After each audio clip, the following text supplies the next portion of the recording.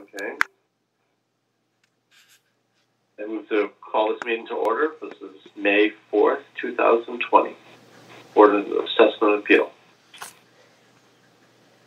Okay, have you read the minutes, everyone? Yes. Yeah. Yes. Okay, anyone want to make any changes or anything? No. I have no changes. This is Karen. Okay, will someone make a motion? Make a motion to accept? I make a motion to accept. I second as Pam.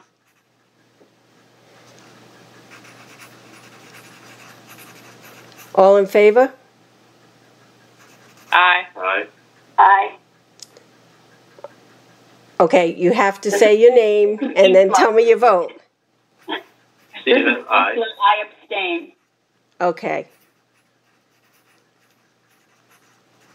This is Karen. I accept. Okay, good. This is Pam.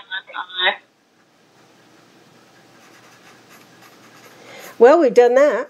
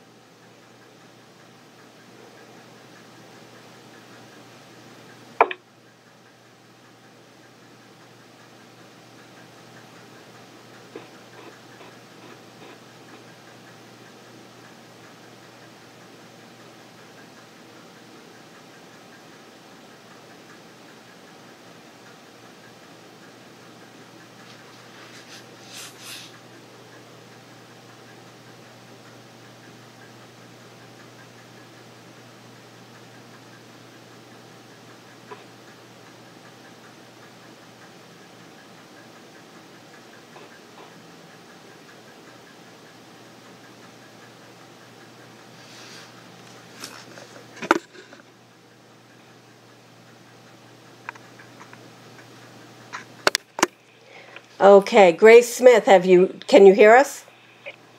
Yes, I can, yes. Please state your name and the property that you are appealing. Grace Slater Smith, 4 Fraser Street in Mystic. You may proceed. Hi, Grace. Yes. This is Steve Palmer. Hello, Mr. Palmer. How are you? Good. We have all our board of members with us. If you don't mind, you can go tell us about your appeal. Yes. I do not think that the assessment value is correct for this property. Do you want to elaborate on some of the points that might be most pertinent? It was a 10% increase. 20, I'm sorry, it's a 20% increase. The letter May 4th. And this is the letter from May 4th that I received about it. Mm-hmm. And I'm going to, you know what, my husband is my advisor. I'm going to let you speak with him, okay? His name is Edward Purcell. I'm going to put him on. We have speakerphone now. I'm calling from his phone because I don't have speakerphone on my number. Okay. Okay, here he is. Mr. Palmer. Good evening. Who's it speaking? Hi, this is Steve Palmer and the rest of the board, Gisela, Karen, and Pam. Who else is with you, Steve? Can you hear me? Gisela, Karen, and Pam. There's 4 members on the board, along with Adele from the town hall. Karen, who? Karen O'Keefe. Yes, last name, please. Karen O'Keefe. And And the next person, please. Pam, oh, sorry, go ahead. Gisela Harma. Dennis Bilius has joined the meeting. And Pam Johnstone. Pam Johnstone. So I have Steve, Karen, and Pam. Anyone else? And Gisela. I can't understand that. Gisela Harma. Lisa. Gisela. Gisela.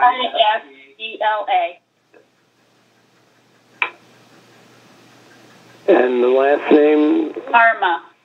Harma. All right, so there are 4 board members.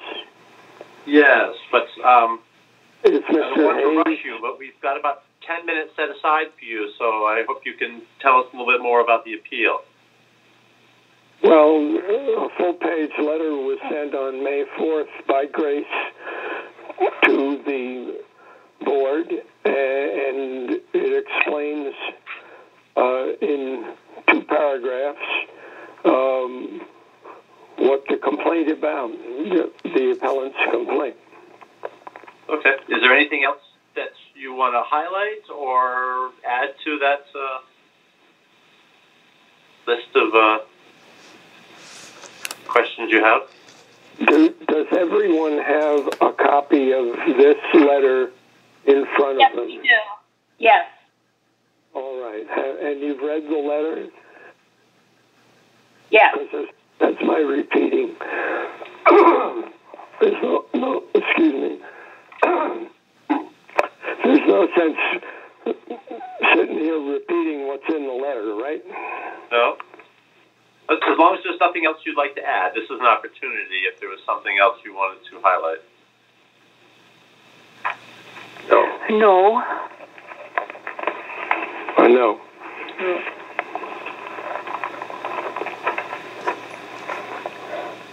Are you there? Yes? Yes. All right. Is there any other board members have any questions? No, I don't. This is Karen. Karen? I don't Gisela? have any questions. I don't have any questions. This is Gisela. Okay. All right. Well, we'll be making our decisions next week.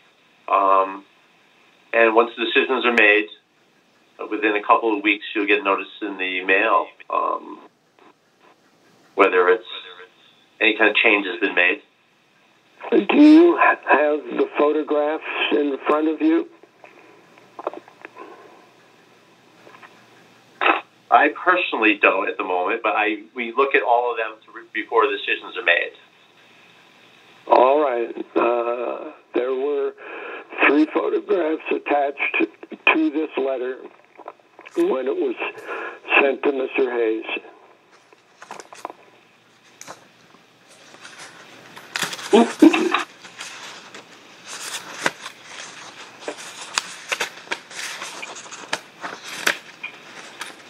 Say you have nothing further to add. Yeah, they're searching for find the photographs. It just shows the lack of any reasonable setback from the so-called street that's really just a travel way. And then the parking lot that I'm up against. And the foundation, the sills, the condition of the basement. I've been here for 40 years, and I was just able to afford it, and I'm just keeping it together, working on it myself mostly. I hired roofers to replace the roof, but other than that, I've done the painting, sanding, scraping, painting, keeping up with basic maintenance.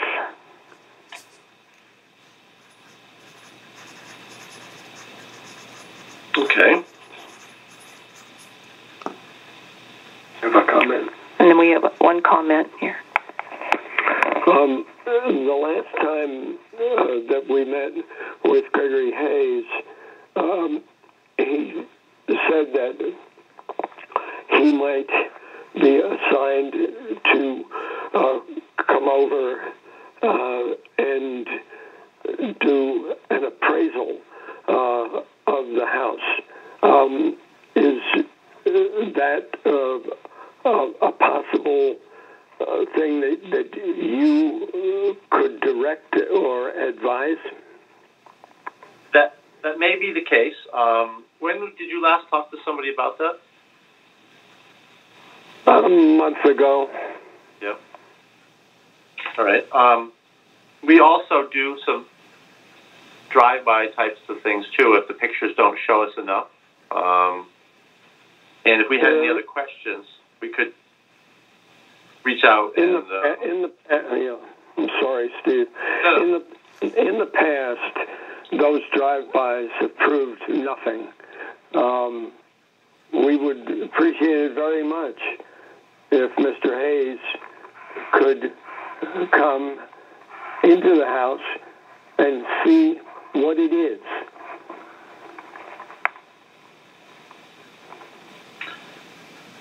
Okay, at that I'll have to have a little further discussion. If we're going to do this within the next couple of weeks, with what's going on with COVID-19, I'm not sure what that would entail.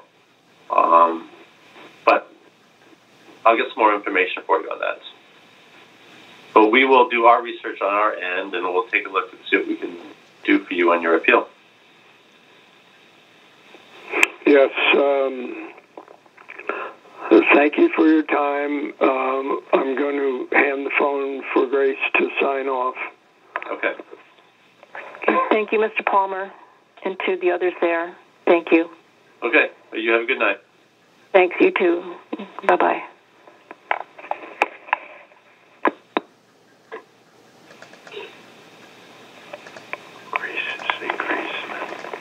Grace Smith. Mr. Has Billius, left the meeting. are you there? I'm sorry? Are you there, Mr. Billius? Yes, I am. I'm sorry. Okay, please state your name and what it is that you are appealing. My name is Dennis Billius. I'm appealing the assessment. Of what property? Of 43 West Broad Street. Steve, go ahead. Okay. Hi, Steve Palmer here from the Board of Assessment Appeal. Hi. Hi. And we have Gisela Harma, Karen O'Keefe, and Pam Johnston also here. Okay. How's everybody? If you don't mind. You can go ahead and tell us about your appeal if you like. Okay, so on the form that we filled out, my son actually owns the building. On the form we filled out, it said, the reason for appeal, appraised too high, purchased the property February 2019 for $240, appraised at that time for $275. So underneath where it says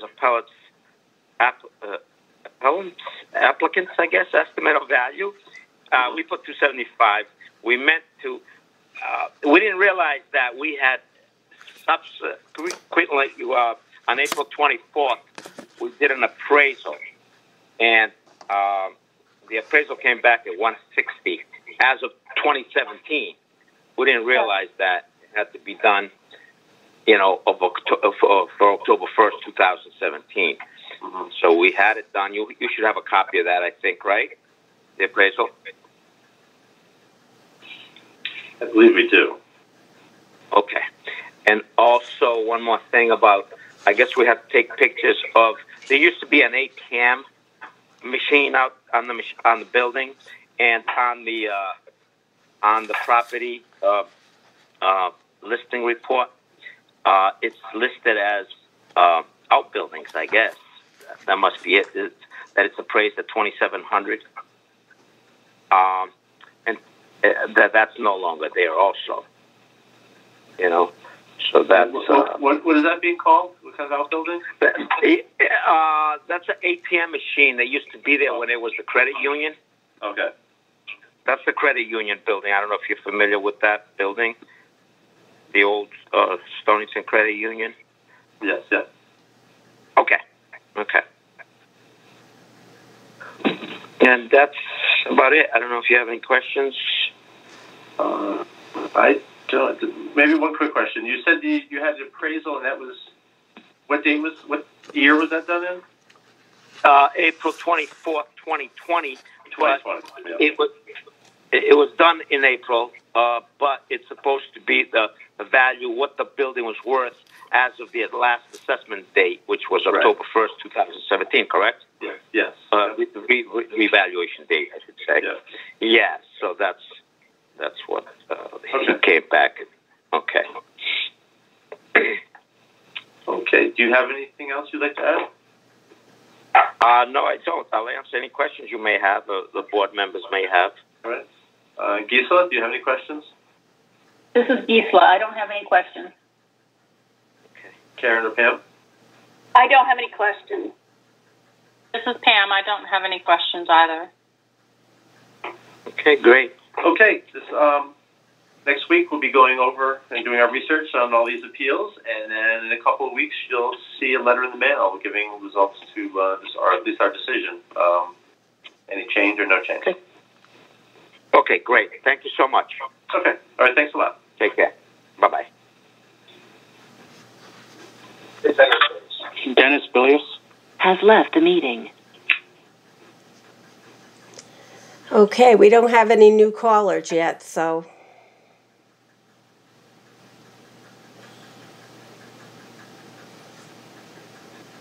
So this is Gisela. That was Dennis we were talking to, the father. Right.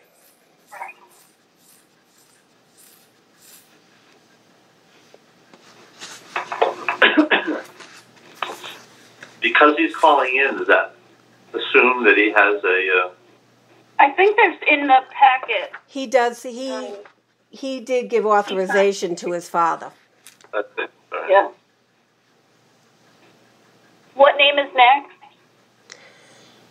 Toshia Barnett on Wampasuk Road is the next appointment. Okay. Look at that. I think they don't get we're not going to deliberate tonight. We're just hearing.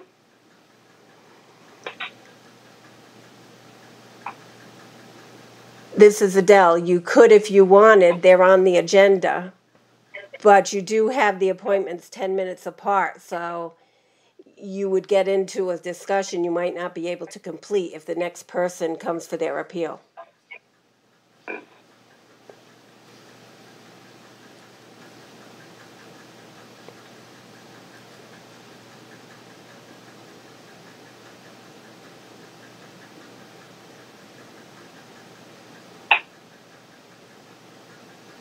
So,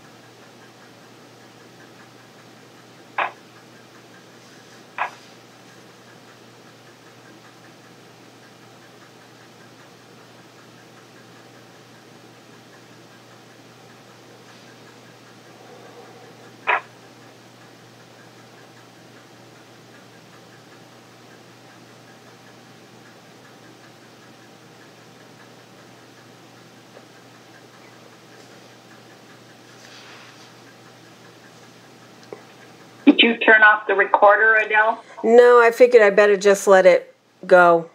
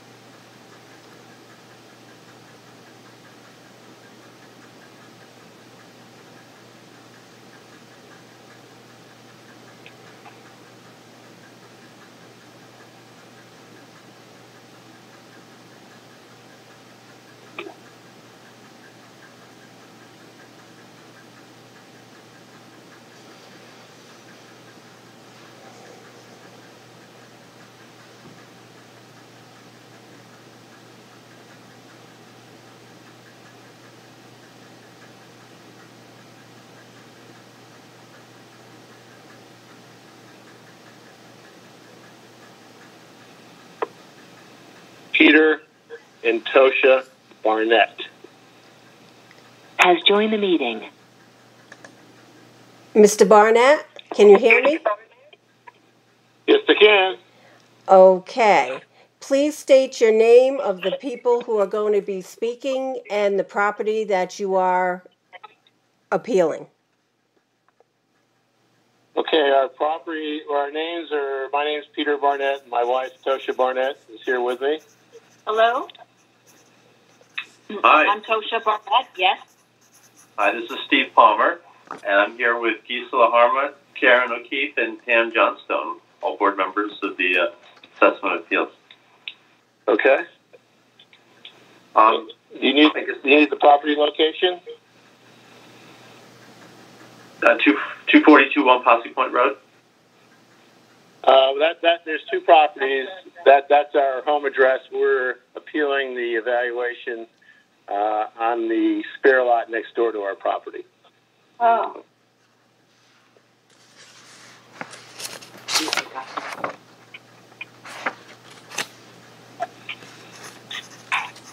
Okay.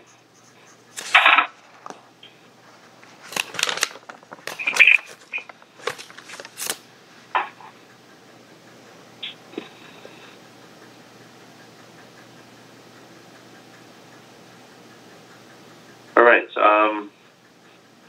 What would you like to tell us about that? Okay, we mailed into your board a week ago a appraisal of that piece of property. Do you have that there before you? Yes. The appraisal was done by Robert Silverstein.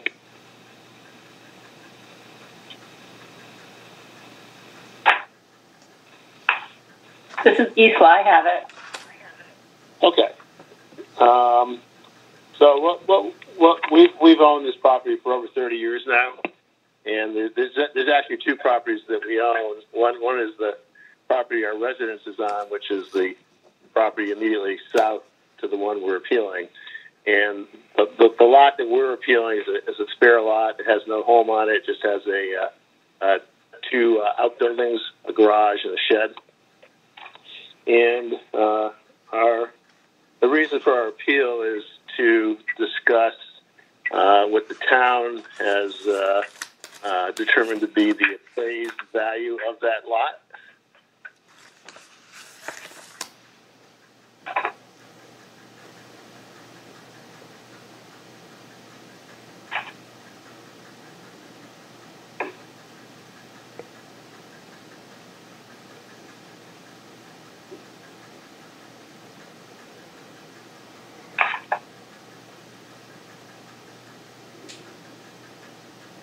All right.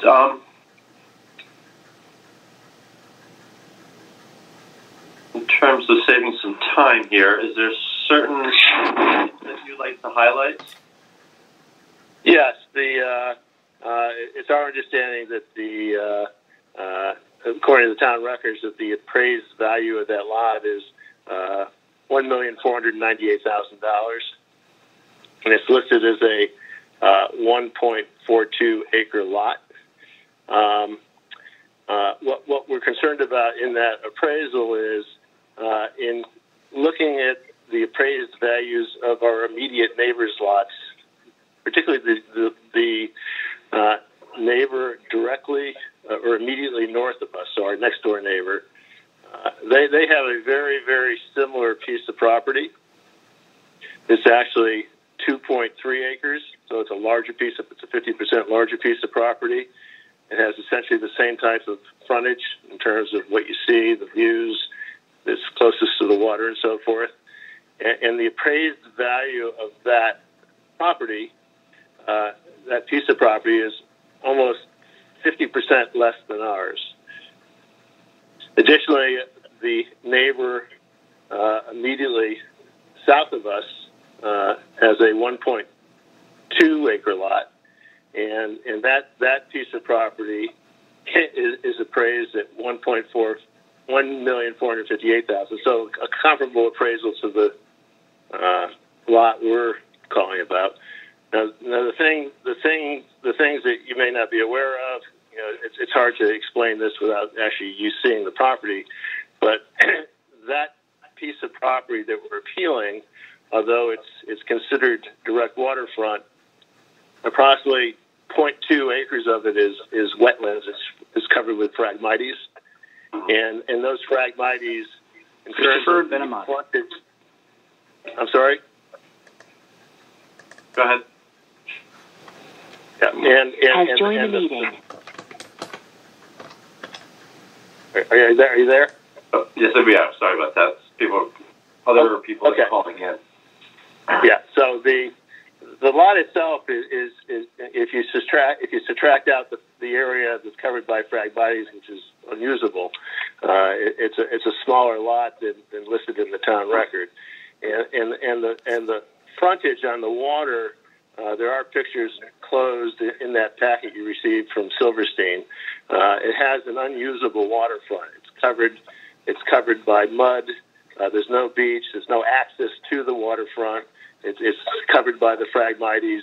So there's although it's listed as direct waterfront, there's no deep water. There's no way to launch a boat. There's no way to even access the water from the property. So what you have are the views, which are very comparable to our neighbor to the north. The views and the access to the water is very comparable. And you can see that in the appraisal report we sent you. The appraiser discusses that. Yet that property is appraised at a value 50% less than ours. And it's a larger piece of property with much larger frontage. So none of this makes any sense to us. Okay. So it's an inferior lot. It has no usable waterfront. It has no access to the water. There's no opportunity to put in a dock. There's no deep water. You can't bring a boat in there. You can't launch a boat from there. It's basically a waterfront piece of property in name only, but not in practicality or in use. And trying to compare it to something similar, you know, we're looking at our immediate neighbors to our south and our north, and there's just a huge discrepancy in terms of how these pieces of property have been appraised in terms of their value. And our property we're appealing is very similar to the neighbor to the north and very dissimilar to the neighbor to the south, which has over 200 feet of deep water frontage with a deep dock, easy access to the water, superior views to what our property has. And yet that lot is appraised at a lower value than our lot, which just makes absolutely no sense whatsoever. Okay. The final thing I'd like to bring to your attention, the property directly across from us is a 19-acre piece of property that sits on its own peninsula that has probably 4 to 5 times the amount of direct water frontage, all deep water, 19 acres, and that 19-acre parcel, approximately 13 times larger than our piece of property, is appraised at a value of $2.2 million, which means our property is appraised at 2/3 the value of that piece of property, which is, in our minds, just there's no excuse for that. It's just insanity. Okay. We will take a look at that appraisal and see what we can do. Any other board members have any questions? Gisela? No question. Karen? No questions. Pam? No questions. Okay, we're going to be doing our deliberations and our research on this next week, and we, within a couple of weeks, we'll be sending out a note in the mail stating our determination on your this property. Okay, the things I commented upon, particularly the inaccessibility of access to the water, the lack of deep water, the presence of the sandbar, the presence of the Phragmites. These are somewhat touched upon in the appraisal report.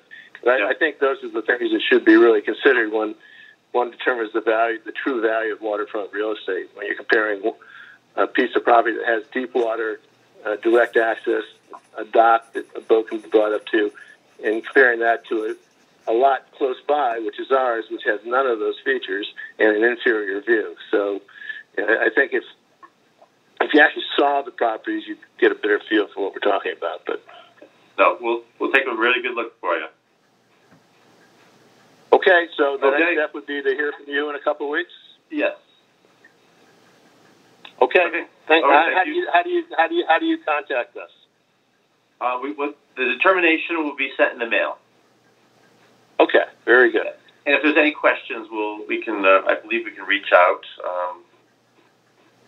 That's acceptable with you.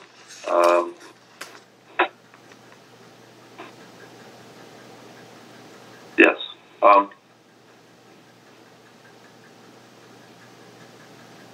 No, I don't think we have any other questions at this point, but yes, in 2 weeks or so, we'll have a determination mailed to you. Okay, very good. Thank you. All right, Thank you. Okay, have a good night. All right, bye-bye. Mr. Benamati? And Tosha Barnett has left the meeting. Yep, Chris Benamati here. Hello. Okay, if you'll state your name and what you are appealing. Sure. Christopher Benamati. I'm at 8 Robin Street. And then I'm appealing, I think it's a notice for a declaration of personal property tax for business use. We have a photography website called kirkcottphotography.com. It's a website about New England photography. And the town seems to think that we are running a photo business of some sort out of our house and selling things like tangible property and making things and stuff. So I just wanted to talk about it. I sent a letter, and I just wanted to discuss that, why the town thinks we're a business and have taxable equipment. Hi, Christopher. This is Steve Palmer. We have Gisela, Karen, and Pam, all members of the board here, hearing your appeal. Okay. So I think I got your name, Steve, and Lisa and Karen? Gisela, Karen, and Pam. Gisela and Karen. And Pam. Okay, hello. Hello. Hope you guys are doing well. Kind of weird thing. I've never done one of these appeals, and definitely never one on a phone before. No. Either way. Yep. So, you're saying you don't have a business, or you do have a business there? So we have a photography website. It's like a hobby. We take pictures of all over New England. We've been doing this for a while. Up from, basically from Maine and upstate New York also, and then, a lot of Connecticut, kind of where we are. And it's, I don't know if you guys have seen the website. It's kirkcottphotography.com. It's basically a Smug Mug hosted site. And, I have a lot of pictures of, like, downtown Mystic, and, it's all nature photography, outside stuff as we walk around, Bluff Point or whatever. And we share them in the town forums, Stonington town forums, Facebook page and whatnot. And I think the thing that got confusing was the town basically said, hey, they sent us a form saying you're supposed to declare your personal property. And we're like, we're not actually a business. We're not registered. We're not an LLC. We don't really make hardly anything off of this. The way we pay for our hosting fees, because there's basically a hosting fee for smugmug.com, which is basically the site that, the pictures are on. And then fineartamerica.com, which is a storefront. And what that is it's basically a company out of California. They do prints, and they sell prints to everybody all over the world. So you can host your art through them, and they make products like photo prints and, metal prints or framed prints or canvas bags, postcards, literally everything. and they give you a storefront in exchange for you providing your art. And so if somebody buys something, you get a commission. So in that way, we do sell things, not directly to people in Connecticut. I don't actually know who buys them. We get notices from Fine Art America when stuff sells, because we have a storefront that we host to advertise kind of our products that are sold through their production in California. And they ship to all over the world. And, I'll get a notice that somebody in, Maine bought something and somebody in Waterford bought something or whatever. And then I get these commission reports that, it's like, hey, you get $20 for a print, or you get, 10 cents on a postcard or that kind of thing. And it sort of turns into probably $200 to $300 a month of, sort of passive income from that. And I think the town, like, they basically asked, do we have a photo business at 8 Robin Street or any of that? And I said, well, to be honest, like, we basically have digital cameras and a computer. It's an older computer and, some photo software. And we basically take pictures from Connecticut and all over the place. Some of them are from my parents up in Maine. My dad kind of contributes some stuff with his computers, and my brother in Massachusetts and whatever. And we compile them and we host them. And that's just a display website. And then probably 10% of those, which are the nice shots, go on the storefront, New England, photoart.com through, Fine Art America. And then that is something that I link to on my Facebook page and stuff, saying, hey, if people want a print of the area, here you go. And it essentially generates a little bit of, money to offset the hobby. We've never gotten a 1099 from the IRS. I talked to my CPA locally in Pawcatuck, and he said that it's essentially hobby income unless you make, I think it was over like 600 and you're reporting that. It's, the IRS treats it like a hobby, because if I were to itemize everything, as the town is asking me to do, they're saying, hey, what's your computer and what's in it and what's your modem and your home office and your cameras and your lenses, and you put it all together. If I were to try to write up all that, and hosting fees and everything else, I would definitely show a loss, because all that equipment, which is really personal equipment that we use mostly for, my 3 kids, and, just 99% of the pictures are like family pictures, and once in a while we get one that's a nice landscape shot. They're asking me to list out all that equipment and say it's taxable stuff, and I'm a little confused because I don't have a home office. I don't have a sign, out front. I don't go to trade shows. I don't manufacture anything. We don't print anything here. I don't have a printer for photo art. I don't have a frame shop. I don't go to the Mystic Art Fair. I don't even have business cards. It's basically just a website where we get a commission. Has joined the meeting. So that's why I was confused. So I wrote all that out in the letter, and I said, at first, first argument was I don't really think we're a business, because certainly if we were making money on this that was, contributing to our well-being, not just offsetting the cost of the hobby, we would report it. We'd report it to the IRS and everything. And right now the CPA was saying it's hobby. He sent me a link on IRS hobby versus income. So that opinion, and also I talked to Hyatt Legal at work. I work at Electric Boat, and they were saying this is really more of a hobby type of thing. You'd have to go claim business income and all this other stuff to get legitimately treated like a business by the IRS. So why does the town, why do they think you're a business? So I think it's just confusion. And then I said the second part of it was, if we are a business, we're not really selling stuff in Connecticut. All the language in the town statutes that were quoted, which were in the letter that I sent back in November, it was really talking about manufacturing, mercantile enterprises and traders. And I'm like, I don't manufacture anything. I don't go to trade shows. The only thing we might have is a intellectual property, which would be a digital image, which is sold via commission through an online website to people that I don't even know. And the third point was, like, I don't even know who the customers are, because other than a note from where they are, Fine Art America handles the income. It's basically a print-on-demand site, kind of like Redbubble and Etsy and other stuff, other than it's not really like Etsy because it's not a craft that I make. It's something that they make. So they have a factory. They have multiple, print-on-demand factories, and they do the printing.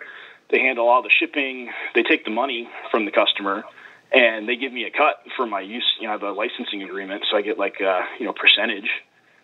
But I don't even know if someone has a problem, like customer service, like they would call, they call Fine Art America. They don't even know who I am unless I tell them.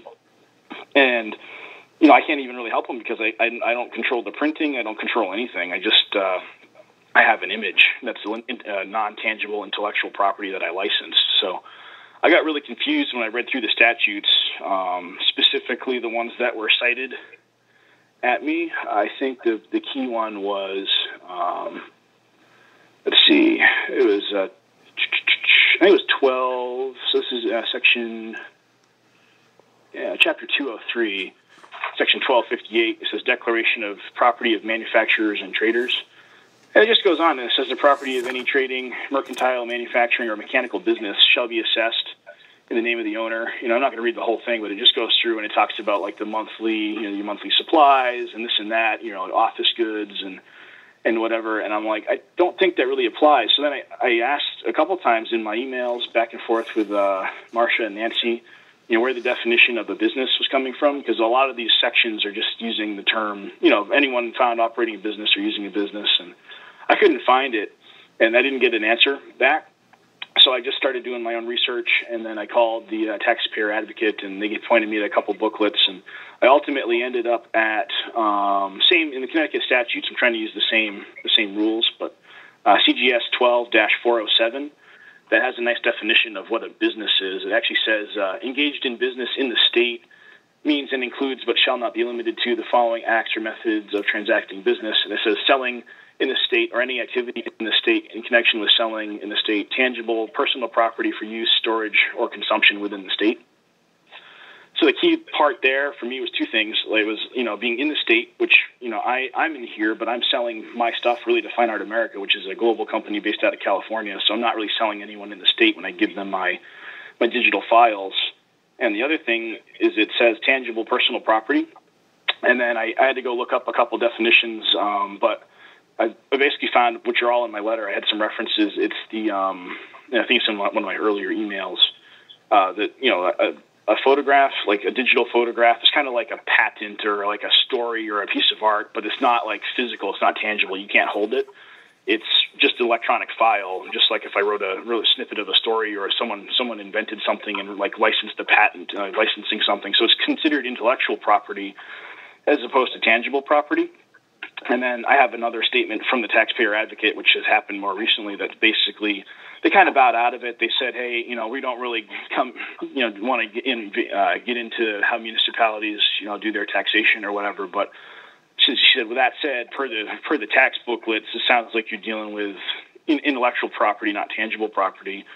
As long as I'm not actually running a photo business out of my house, I don't have printing presses, I don't have framing equipment or anything like that. I'm not making, I don't go to art shows. I've never gone to the trade show. I don't have physical business cards, or I don't have any signs or advertisements at my residence. They didn't think it made sense for me to be taxed on my personal cameras and my computer and my router and my chair that I sit in and my, they literally went through the whole list. So that's kind of where I'm at, is I'm just sort of scratching my head, and I found a few people online who also are photographers from the area and are also in the same situation. Not everybody is. A couple people don't know about them, and it seems to be luck of the draw. I don't know how they found them, like maybe Facebook or whatever, because it looks like a business website. But the one guy getting taxed, he said he is actually going to trade shows. He is. He does like make his own stuff. He does post them online and gets commissions there, but he also is actually engaging and, really trying to make it a business, really getting out in the community and like, selling bags at Stop and Shop or whatever and, all that stuff.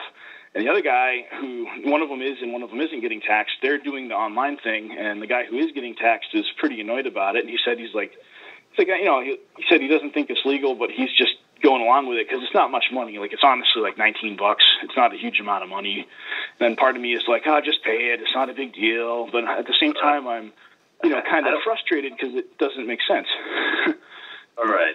I don't want to cut you short, but we get the gist of where you're going with this. Yep. And any other board members have any other questions? Gisela, Karen, or Pam? No questions. Did you have the link? You were talking about a link about it being a hobby business? Yeah. Oh, what the definition? If you could maybe email that. Oh, sure. Yeah, I think it's in one of the long email chains, but I can definitely send it into the assessor's office. I was just looking for it. I didn't see it. There's so much there. I think I just honestly, how I found it was I Googled IRS like hobby versus business, how to tell the difference, and there's like a checklist that it goes through, and it essentially is asking you, like, are you are you actually spending lots of time and money advertising this? Are you going through like a lot of, engaging with people and doing all the things a business would do to try to be successful?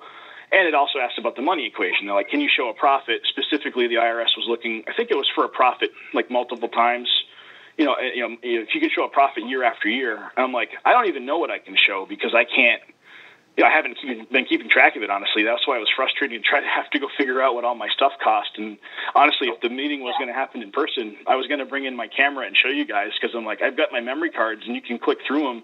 It's like, 1,000 pictures of my little 6-month-old baby and my little 5 and 3-year-olds, and I have maybe 20 or 30 pictures of the outside nature, and 1 or 2 of those end up on the internet. Yet they want to tax me for my entire camera, and sort of like, how does that work? So, all right. Well, we'll take a look at this for you. Great. We'll be making decisions next week, and within 2 or 3 weeks, we'll get a decision in the mail. Okay. Okay. Hey, I appreciate the time. I really appreciate you guys listening to my spiel there. All right. All right. You have a good night. You too. Stay safe. Okay. See you. Attorney Green? Christopher Benamati. Yes. And Attorney Green is here. And is Mr. Durham here? No, but a gentleman named Eric Vickler is supposed to join me. Is he in the... I'm here, guys. I'm not sure. I'm here. I don't know if you can hear me. Okay, we can hear you. I can hear you. Okay, so, Mr. Green, you are representing Vaughn Durham? Correct. And can I get the name of the other person? Hi, my name is Eric Berkler. Spell that for me, please. Yeah, ERIC. Last name V as in Victor. IRKLER.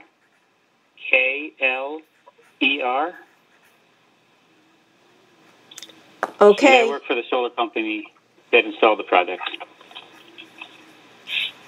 Okay, Steve, go ahead.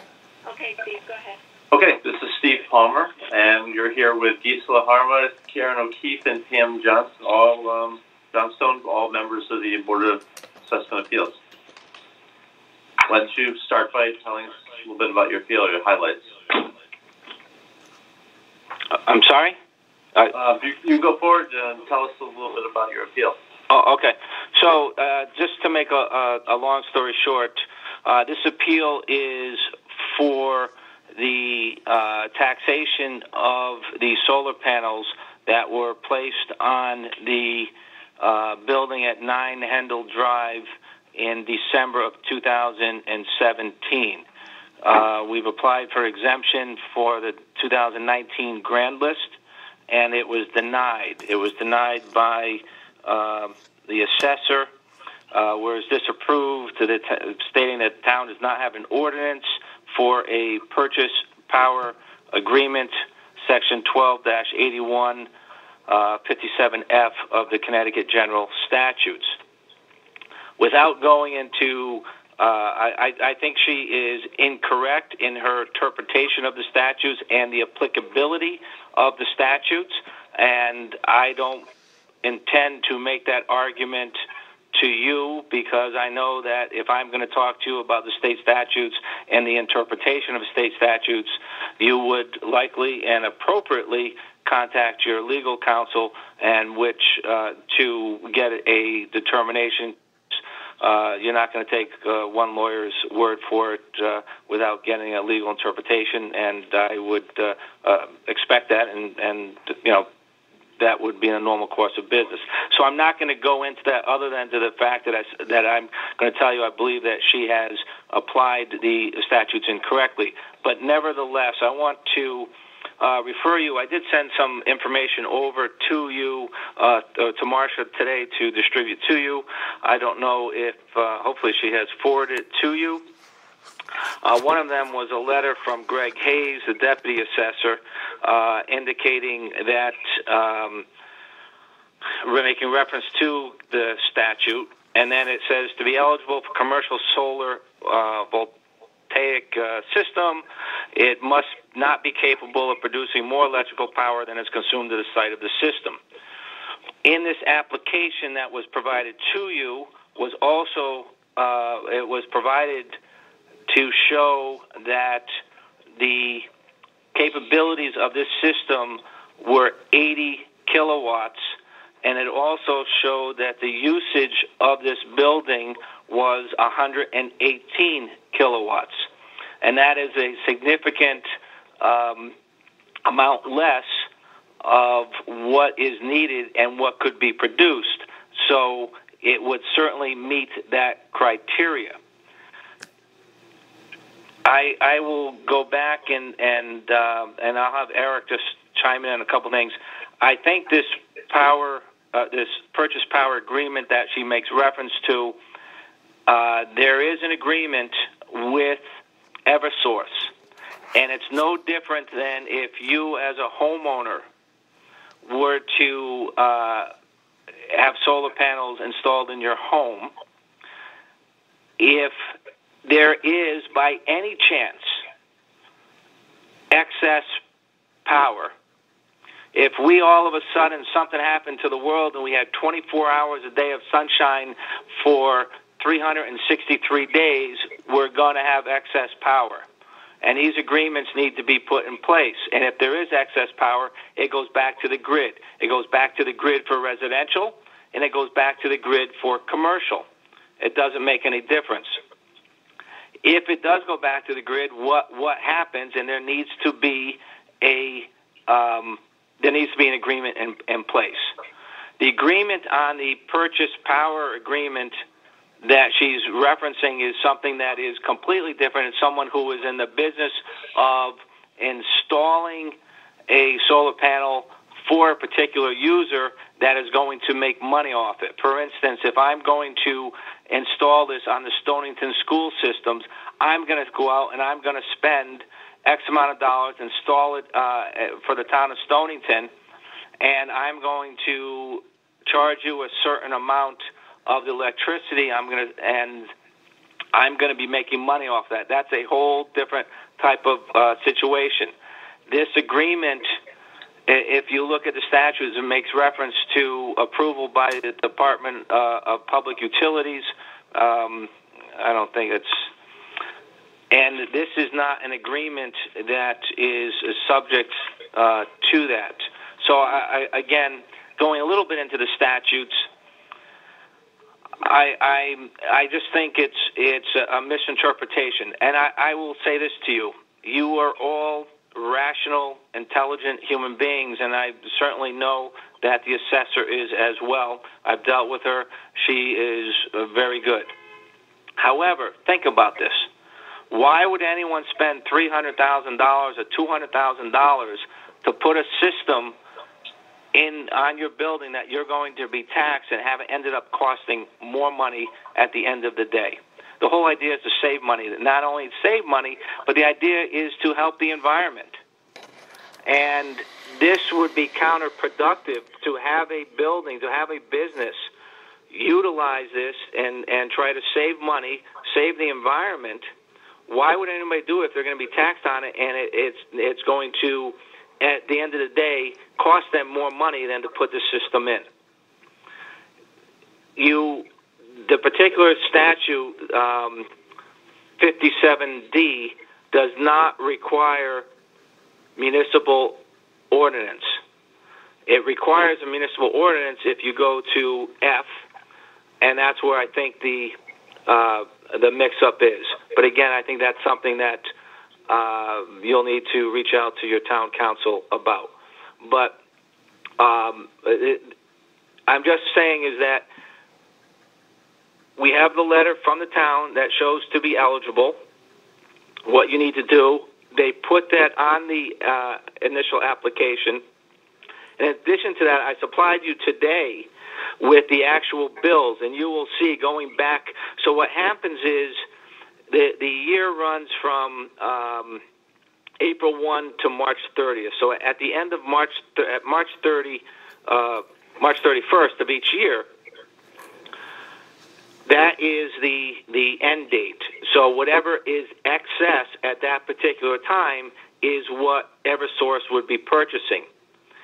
You build up credits over the course of the year. So, for instance, you have a great sunny July and August, and you're going to be building up these credits, which are going to be used when you have less sunny days and when you are drawing from them, and building up the energy credits. If you look at the bills that I provided to you, you go all the way back to December to show that they have carried over no credits because they have already used all of the they've used all of the energy that they have been able to store, the credits that they have been able to earn. So again, it goes back to showing that this is not for profit. This is to lower the bill over the course of the year. And those bills, I don't know how familiar you are. I imagine, I don't know if you had any hearings on this type of subject before. Do I need to elaborate further, explaining those bills to you, or are you familiar with them? I'm not 100%, but I think we're okay. Okay.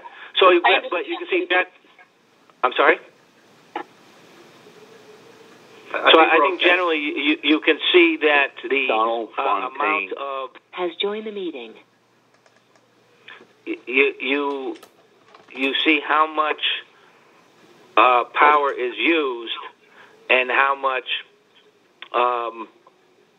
is quote unquote being sent out. So you have your purchase and your sales, and you always see that they're purchasing much more than they're generating. So at least in those last months, and those are the months that are important to show you that they are not generating more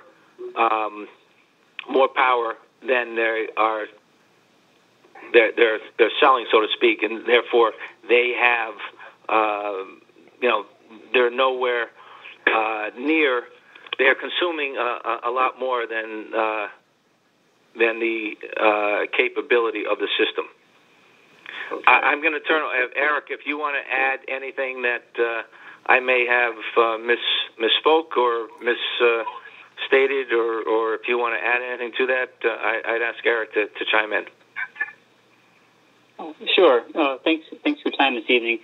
So, in short terms, the purpose of the statute is that the solar installations are tax exempt for situations where somebody is using the power on site, and it's not in a money-making fashion. It's just in reducing their electric bill fashion. So the statute doesn't cover PPAs because someone else has a business venture where they're trying to sell them the power, or it doesn't cover the situation where you're producing way more power than you need. So those are the two pieces here that you have to fall under, and he falls under both of them. He purchased the system himself and is using it on site, and he's not overproducing.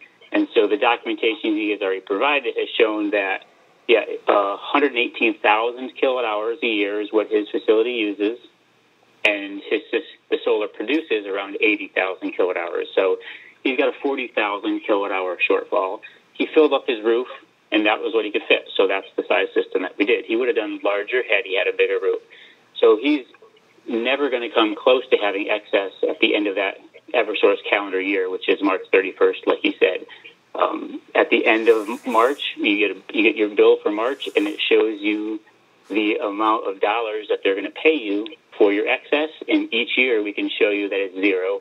And like he said, you go back into February, January, back to December, and there is even zero carry forward all the way back to there because the system isn't big enough for his needs. So he meets the two criteria. It's not a power purchase agreement, and it's not a situation where he's overproducing power, which would then have Eversource pay him for that money. So I think that's kind of sums up the gist of it. Okay. All right. Any other board members have any questions? No questions. No questions. No questions from me either. Okay, we have all your information you sent in. We'll be making our decisions next week, and within a couple of weeks, you'll receive our determination in the mail. Sounds good. And thank you for your time. Everyone have a good evening. All right. Thanks. Thank you. Take care. Mr. Fontaine, Yes. would you please state your name? Hello. Hi, can you hear us? Has left the meeting. A participant has left the meeting. Can you hear us, Mr. Fontaine? Yes, I can. Okay, if you'd state your name and what you're appealing. My name is Donald Fontaine, and I'm questioning the total value of the value of the tools that I have in the shop that you have appraised.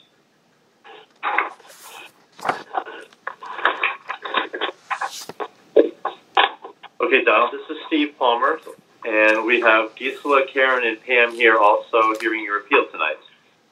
Okay. Okay, so go ahead and tell us a little bit, the short version of your appeal, and if you have any questions. I guess I had to get something in. Just bear with me for 1 minute. The declaration of personal property, I had to have it in by a particular date, and I didn't receive it, or if I did, it had gotten lost, but I didn't receive it, so they sent me a statement that it was late, so they came up with a gross value of $19,040. So I just found that the equipment that I have in there is rather old, so I didn't think it was that much. So I called the town hall, and they gave me another copy of the form to fill out, and I filled that out, and I sent that in. So, that's about where I am right now. So, you feel comfortable with all the numbers that you filled in with the new completed report? The one that I filled in? Yes. Yes, sir. Yes.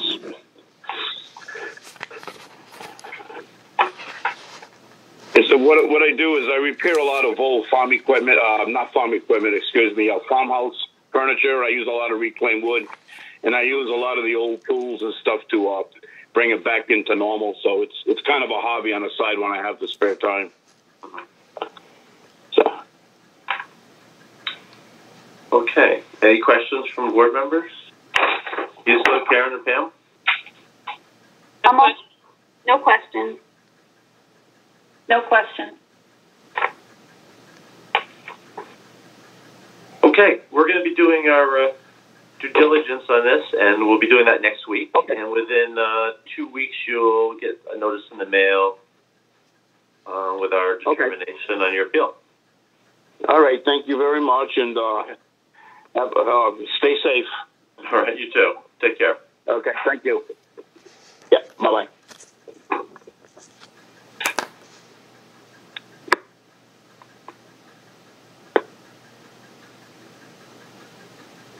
Donald Fontaine has left the meeting.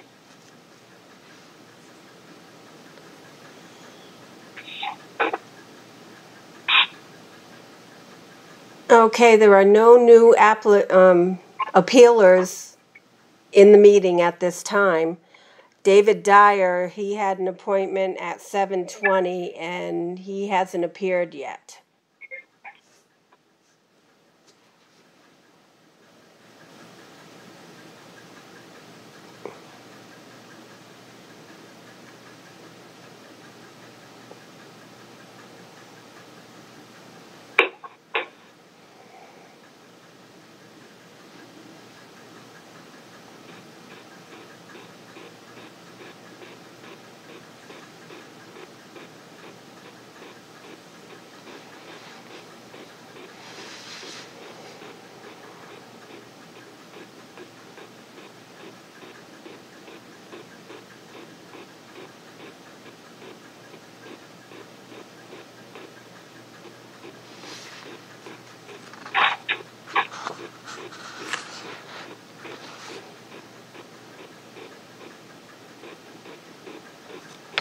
The next one is Sandra Freeman with the motor vehicle, right?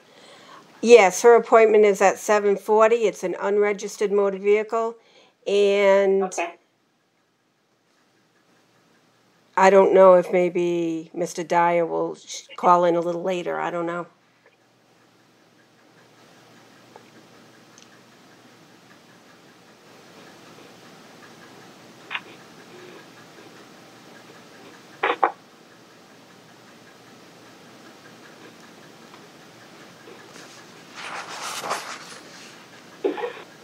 Oh, and Sandra Freeman is the one you sent us pictures of today. That.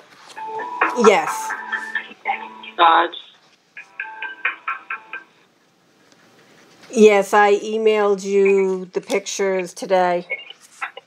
Mm-hmm.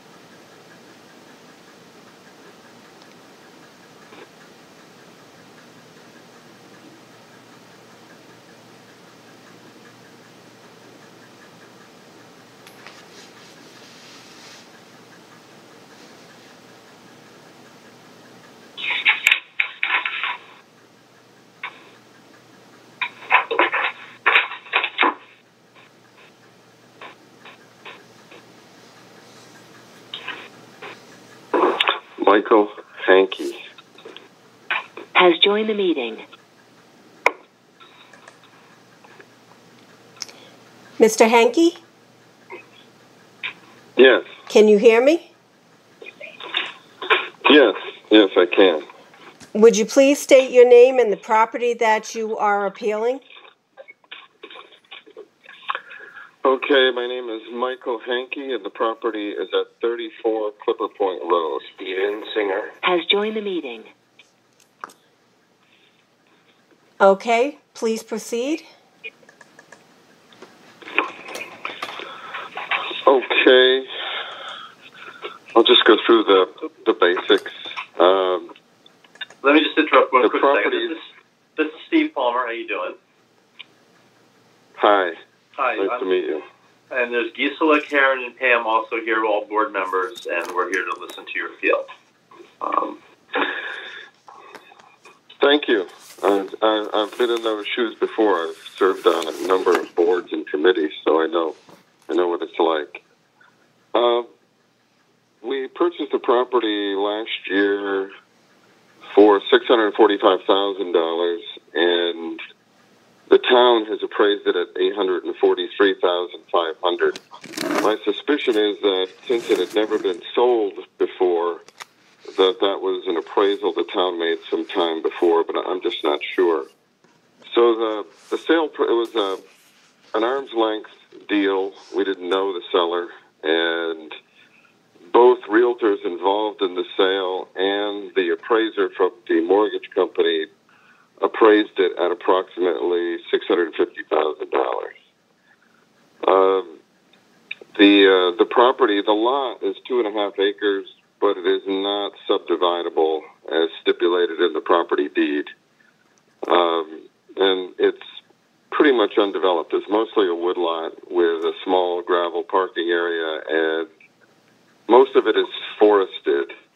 There's approximately 50 feet of direct waterfront, but it's not in front of the house. That land is owned by Admiral Cove.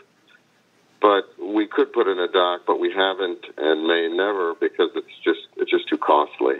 It doesn't have one now, and it doesn't have a permit in place to actually build one. The house itself, it doesn't really have a basement or an attic, and there are no outbuildings. It has a fairly modest kitchen. And that's basically it. I included a plot plan of the property. It's not exactly accurate, but it's off the town GIS, and it's close enough. And then some comparable houses. It's hard to find an exact comp to it, but some relatively recent sales, what they sold for and what they're appraised at. And I don't know if we should get into that or if you want to spend the time. I know you have a lot of things to do. So most of the buildings the 3 different properties that I submitted as examples were appraised at or slightly less than the sale price.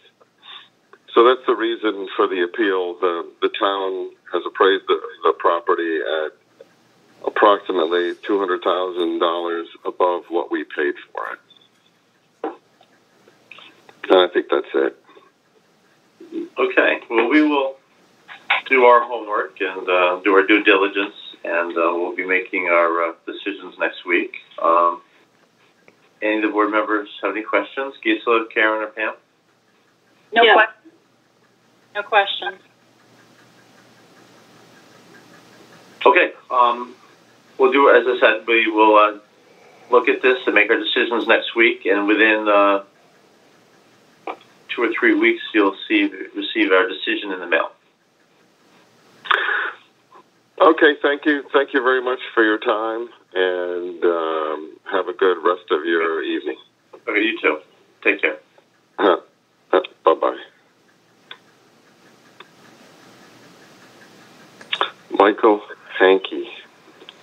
Mr. Has Singer? left the meeting. Hi. Can you hear me? Yes, thank you. Would you please state your name and what you are appealing? Hi, my name is Stephen Singer for Home Care Choice, and I'm appealing I'm not sure the right terminology, but the fine for late filing for personal property tax. Okay. Hi, this is Steve Palmer, and you're on the phone with Isla, Karen, and Pam also. We're all board members of the Assessment of Appeals. The fine would be usually because a personal property declaration wasn't filled out last October. Yeah, I think it was submitted a couple days late. Most likely the reason. Pardon me? That's most likely the reason. There's a deadline, and the state statute states that the fine is imposed. Right. My request is a courtesy waiver. I filed for 20 years on time. I was out of town. It was a clerical error. And I've always been prompt in paying or submitting the returns and paying the taxes. We've sold the business on November 30th of 2019. And there's no revenue. What was the coming sale in? date again? 9/30/19.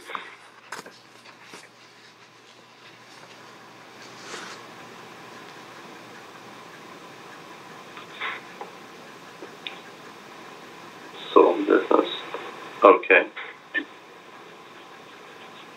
So I'm just asking for a courtesy waiver of the fine. If that's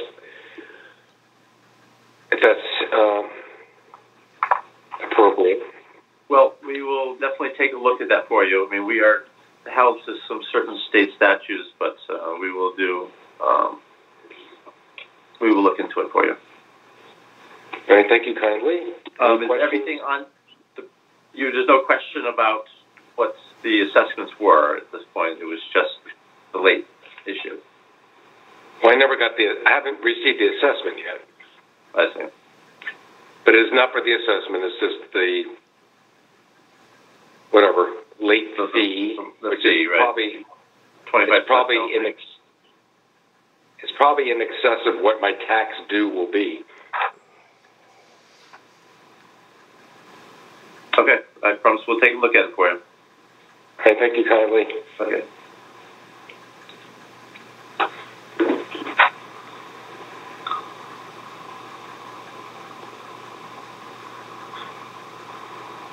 Have a good virtual night.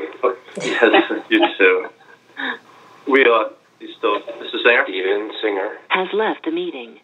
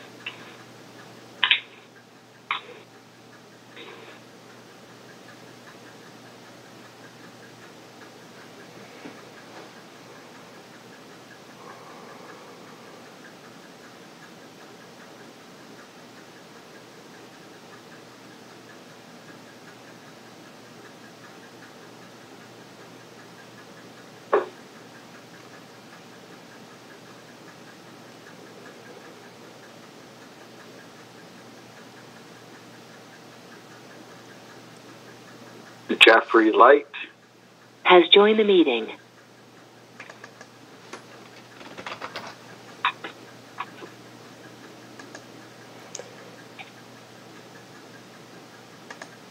Mr. Light, Yeah, hello. you can hear me? I can hear you just fine. Okay, if you'll state your name and what you're appealing. Sure thing. Jeffrey Light, and I am appealing personal property assessment. Hi, this is Steve Palmer, a member of the Board of Assessment Appeal, and along with me is Gisela, Karen, and Pam to hear your appeal. Fantastic. Hi, everybody. Hi. Okay. You can go ahead and tell us a little bit about your appeal. Oh, yeah, sure. So, so I was, I guess, assessed some property. I mean, I don't quite know really what. I was assessed some property tax, I guess, on some personal property. I think the town thought that I was operating my business out of Stonington. Okay, so let me tell my whole story for a second. I've been in medical diagnostics for just about as long as I can remember. I was working in North Carolina for a company that was sold to another company in Boston. After that company was sold, I was laid off. And for 1 year, I was doing some consulting. And during that 1 year, I was working also, in addition to some consulting, I was working for a company called Transworld Systems, Inc.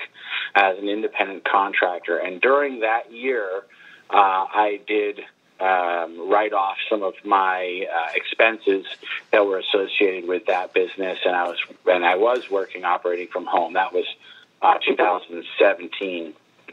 And then in 2018, I started with North Carolina. Oops, sorry, my alarm's going off. Hold on a second. They're telling me it's time to call. In 2018, I started working for a different company out of North Carolina, commuting almost weekly to North Carolina and other places around the world. And since I started for Hemasonics in 2018, that has been my primary work office in North Carolina. Aside from obviously what I do either on the road or at home, in bed or whatever. But essentially my workspace. Now, my LinkedIn profile, when I changed it over to say I was working at Hemasonics, I left my home address there, and I think that was probably the source of the confusion, because someone switched my I guess registration with the town from Transworld Systems Inc., which was that company that I worked for not even just but a few months in 2017. Kept it on my record, or for whatever reason switched my company name to Hemasonics. But so Hemasonics is actually headquartered in Charlottesville, Virginia, and my corporate office is in Durham, North Carolina. So I think that's about the whole story until COVID happened, and now obviously I'm working at home through this. But yeah, so I guess that's my whole story. Is that what you're looking for? I think so. So you're working from home now, but you're working for another company. Is that correct? I mean, I'm working from home now during the COVID, but I'm working for, when you say another... James Longo has joined the meeting. Oh, interrupt a little bit. So it's okay. So I'm working for a company that is not Transworld Systems. I haven't worked for them since 2017. Yeah. Okay. Gisela, Karen, or Pam, does anybody have a question? This is Gisela. Hemasonics is not your company, it's the company for which you work, correct? Correct. Okay. Yeah, we're about 100 people worldwide.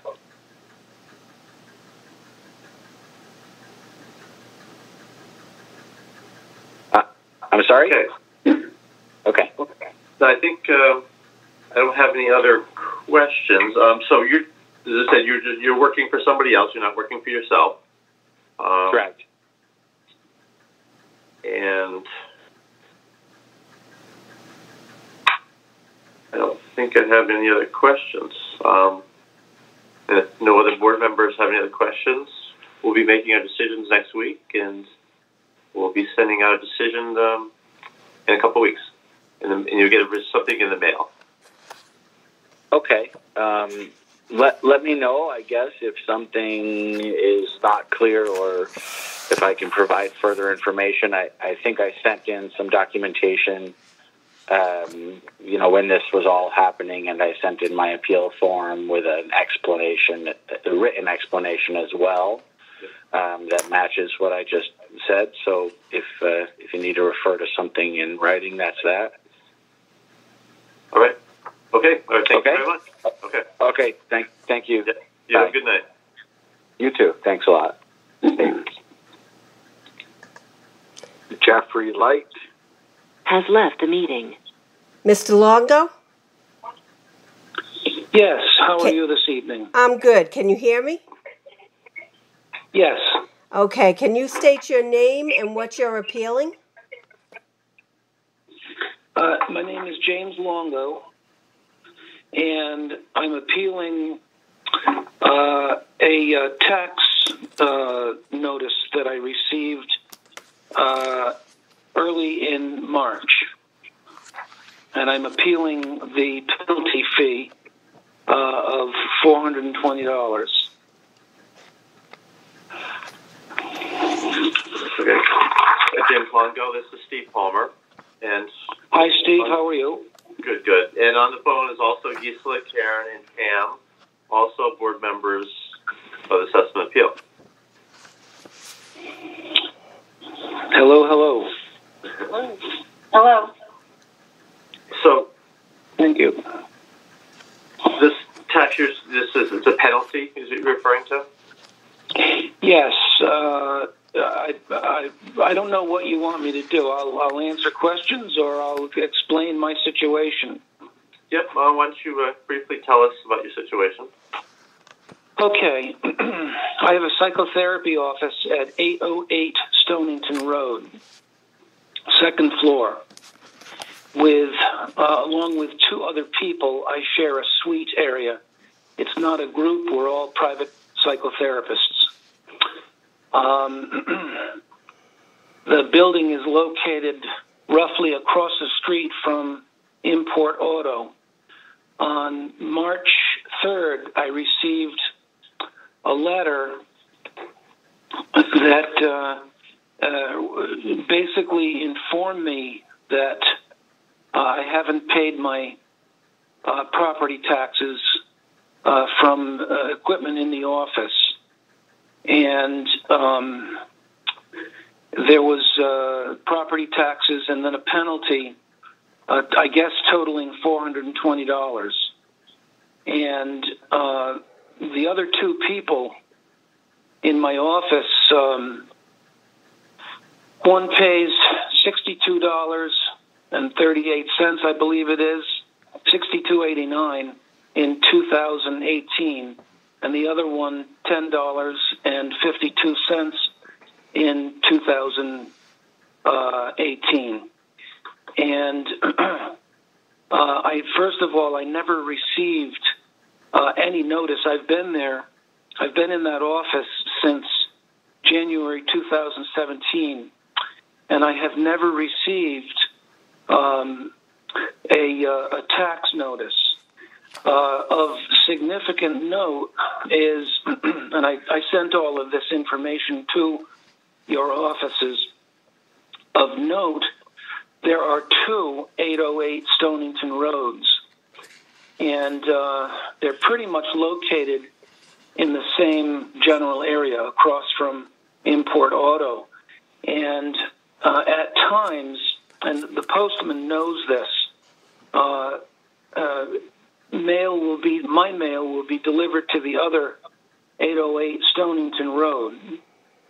And I've, on occasion, respecting people's privacy, tried to communicate with the other person who lives at the other 808 or the other 808 Stonington Road to kind of flag things. If you see some mail coming to James Longo, that's me, just drop it off. The office staff on the first floor who occupy Therapist Solutions, that's my billing office as well. It's another company. I just happen to rent office space above, and they do my billing for psychotherapy services. They have on occasion received mail from that person who lives at the other 808 Stonington Road. So I think that's what has happened. So first of all, I never received this. Second of all, I'm a respectable fellow. My son is a Stonington police officer, number 28, and I would never want to embarrass him or myself and not pay my taxes. So I'm appealing this penalty. I'll be happy to pay taxes, my property taxes, which in total, including the depreciation value, come to $160. I have a desk, an old couch, and 2 chairs in my office. I have no computer, no Wi-Fi.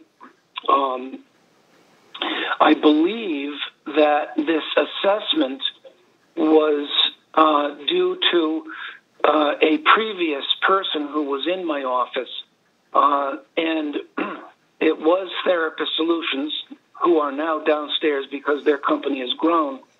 And there were several people in the office with a number of computers, probably Wi-Fi system, copy machines, fax machines. And I think that what I'm getting is a tax assessment based on what was in there. We spoke with a person when we called who I have to tell you was not very pleasant, but that's kind of besides the point now. And they said, we use other equivalent offices. Well, if they had checked, they'd see that my office has less equipment than the other 2 offices on the second floor of 808 Stonington Road. One whose tax assessment was $62.89, 2018. The other one, $10.52. So that's what I'm doing. That's why I'm called. That's why I've scheduled this meeting. Okay, if I may, can I just ask a couple of questions? Yes. You're sharing this office with somebody, you said? Is that correct? No, I don't share. No, I don't share the office. I share the suite. There's 3 offices. In the suite. And my office is single office. It's just alone. Okay. Okay, and I guess and you received a penalty because you didn't file a declaration. So correct, because I didn't get. I guess the declaration. Yeah, no, I appreciate that, and that happens from time to time. It's I'm not sure we can do too much about that, just because it is posted on the website, and even if the dog ate it, I guess it still counts as you need to know, because it is posted. But that going forward, have you filled out a proper one at this point? Yes. Okay. It's been sent to your office. Okay, I'm sure it's here. I haven't seen that yet. We'll be looking and making decisions next week, so I'll be seeing that. I just want to make sure that you feel comfortable with everything that you've currently filled out is appropriate. Yes. Okay. One of the things that we did was I sent a question out. Do you want any pictures of the equipment in the office? And we didn't hear from anyone. Okay. Well, I think at this point here we'll take your word as long as you've filled out the form. Penalty, because it wasn't filed, we can't do anything about or due to the state statute, but if there's an overcharge or a over-evaluation on the property itself, we can make adjustments, and then the penalty would be changed, because the penalty is a 25% penalty on the evaluation. That's okay. Yeah. So if our valuation was too high, and we deem that it was to be lower, then the penalty would be based off the lower evaluation, if that was the case. I'm just trying to explain what might happen. No guarantee. Yeah. Can you tell me about the state? Can you tell me about the state statute? Just that we can't take away penalties for non-filing. And that's definitely a loose version of it.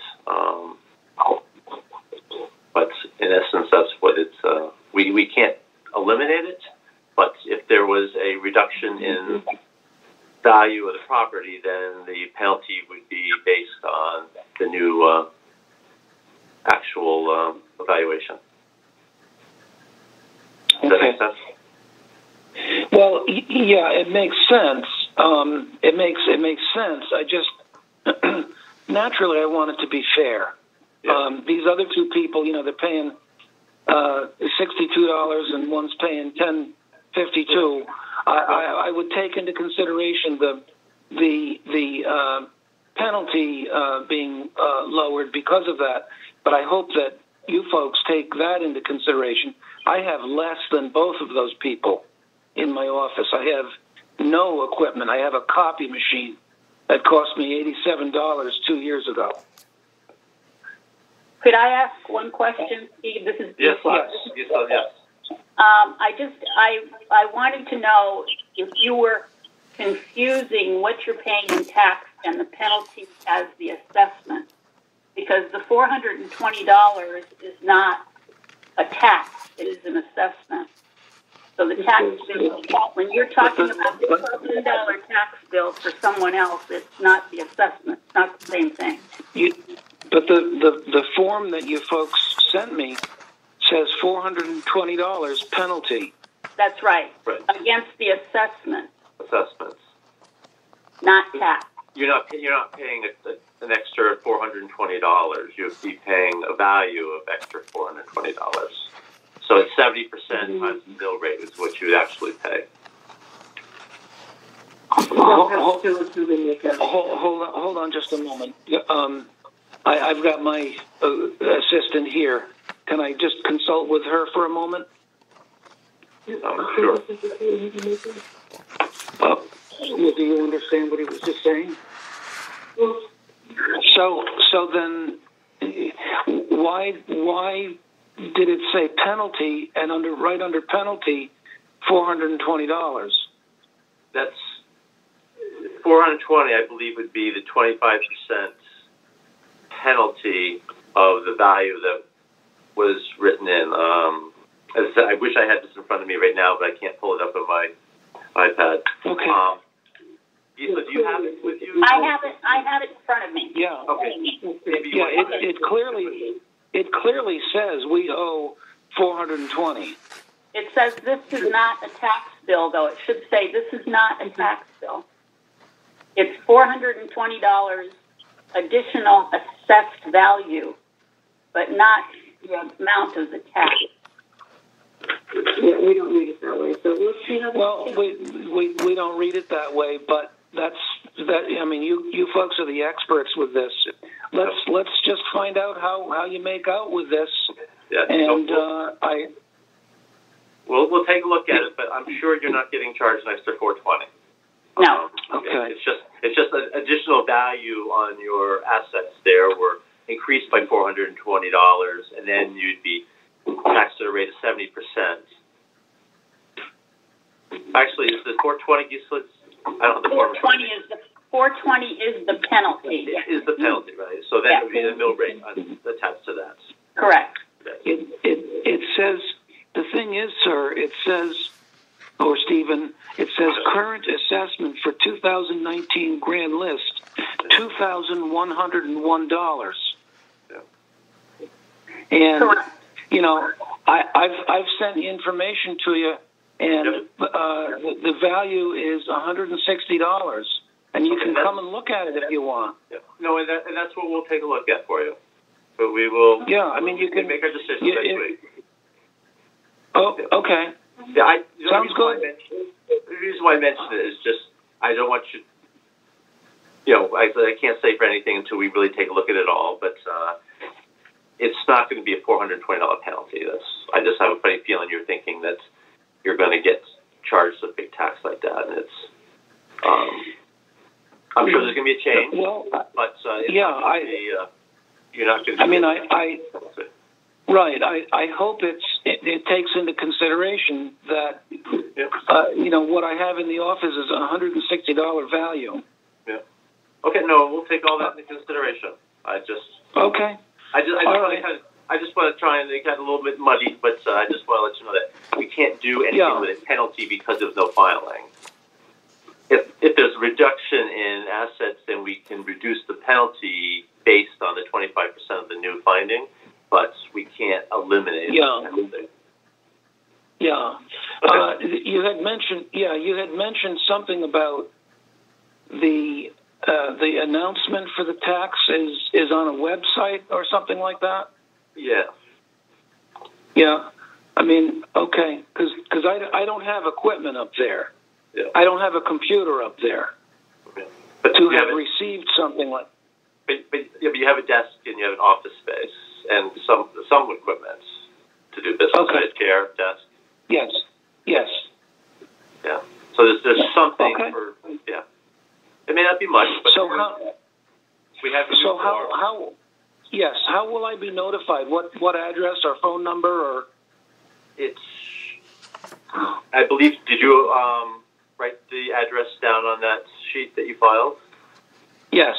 Yes, that's the address that it would be mailed to. Okay. Just a word of caution. If it happens to be, I don't have that in front of me either. If it happens to be 808 Stonington Road, can you call me or something like that? Because if it goes to the wrong place, then we're starting from ground zero again. Yeah. Okay. You should see the notice in a couple of weeks. So we'll take a look at the address, and if you don't hear from us in say 3 weeks, then call the office at the town hall. Okay. Okay. Thank you very much, Stephen. Yes. All right. Good. Have a good night. Bye. Yes. Bye.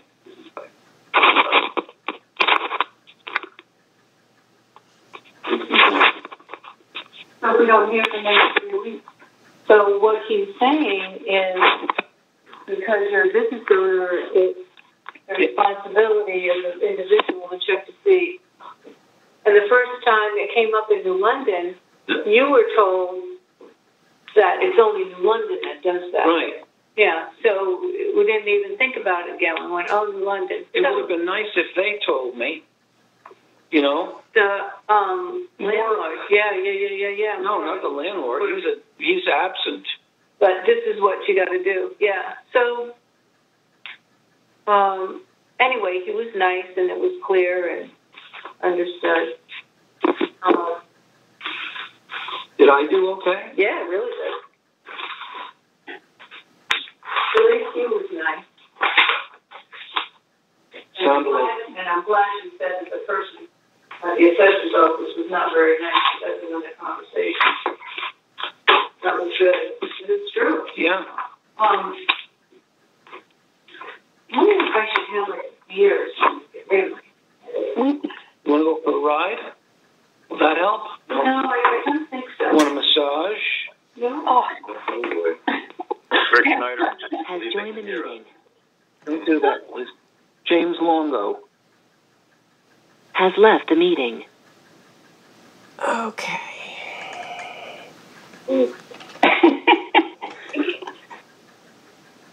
Next time we should step in earlier, maybe. I don't think they can hear us unless No. they were. Oh, really? Mr. Snyder, can you hear us? Yes. Okay, can you please state your name and what you're appealing? Rick Schneider appealing the assessment for the LLC that I began last year. Hi, this is Steve Palmer from the Board of Assessment Appeals, and we have Gisela, Karen, and Pam also here with you. Can you state those names again, please? Okay. Gisela Harma, yeah. Karen O'Keefe, and Pam Johnstone.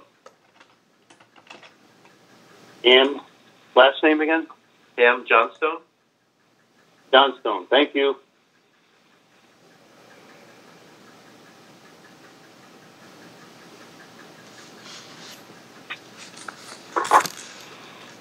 Okay, would you like to tell us about your appeal? Did you receive the documents I forwarded?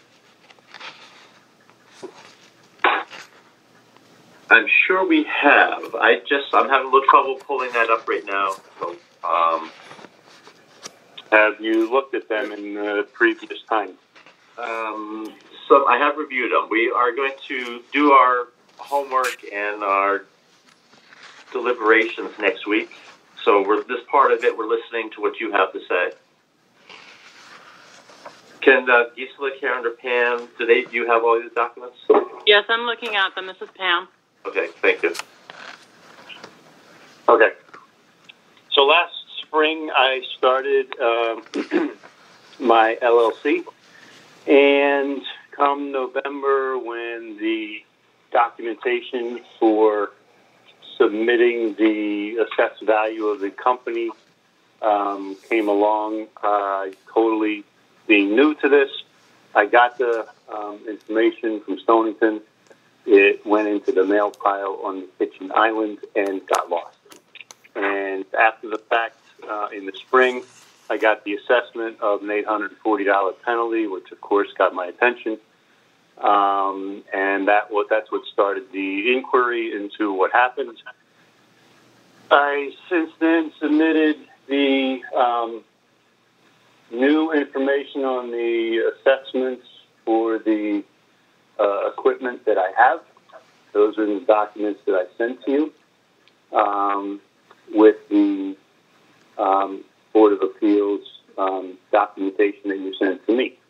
So hopefully it's all in order. You'll see that the computer and a kitchen table is basically the extent of the things that I own for this business. I work primarily through WebExes, Skype, and Zoom. And what else would you like to know?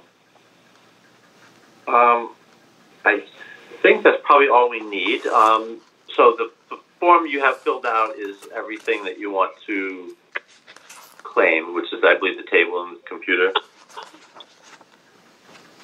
Correct. It's in an Excel sheet. Do you see the Excel sheet? Is once again, Pam, do you have that? Well, yes, I have it. Perfect, yeah. Okay, I even made a mistake in there. I'm sorry. If you look at the receipts from Hewlett-Packard, you'll see that the total is $862.17. That includes $51 in Connecticut state tax. And I don't want to pay tax on top of tax, so take the $52 off of the bill, and it goes from $862 down to $802. So that's it goes to $810, but then the depreciated value, everything changes thereafter. I can send you this new. I just saw this tonight as I was getting ready for this meeting. But either way, we're certainly in the right ballpark. We're off by $50. Okay. All right, we can make note of that. But I just want to make sure you do have the Hewlett-Packard bill of sale for the computer and printer and mouse, correct? Yes.